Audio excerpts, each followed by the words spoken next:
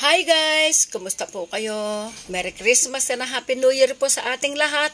Ang isi-share kong video sa inyo ay ang inulam namin kanginang maga, December 27. Inulam namin ay itong pritong tinapa, mangga, labanos, may repolyo, kamatis, alamang at sibuyas. Alanganing umaga at tanghali po. Ang isang mangga po pala, 25 pesos yan. At yung tinapa na yan, tatlong maliliit, 25 pesos din po. Lahat ng nabili ko, 113 pesos. Hindi pa po kasali diyan ang kamatis. Ayan po, pinirito ko po muna yung tatlong tinapa at yung alamang din po. Medyo ininit ko rin po yan sa mantika. At ginayat ko na po ang mga nakikita nyo, kamatis, mangga, sibuyas, labanos at repolyo. Ayan po.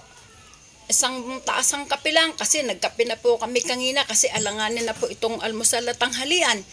Ay ayan po, ang dami namin nakain. Kasi po katatapos ang Pasko, sawa sa mga minantikaan o ginisa na mga ulam. Kaya po may nakita akong mangga sa tindahan, hindi ko na po pinalagpas. Hindi ko na po tinanong ang presyo, basta itinabi ko na agad. Ay pag tinanong ko po ang presyo, ay dadampatin pa ng iba. Wala akong mabibili. Kaya ganun po ngayon ang uso. Pag gusto mo, kunin mo na po. Tsaka mo na tanongin ng presyo. Ayan po guys, ang sinishare ko sa inyo. Ang aming inulam na parami kami ng kain. Napaulit-ulit ako ng kanin. Kaya napakasarap po ng ganyang ulam. Kahit nung bata pa kami, ordinaryo na po namin na ulam yan. Ngayon po, special na po yan na ulam sa panahon ngayon.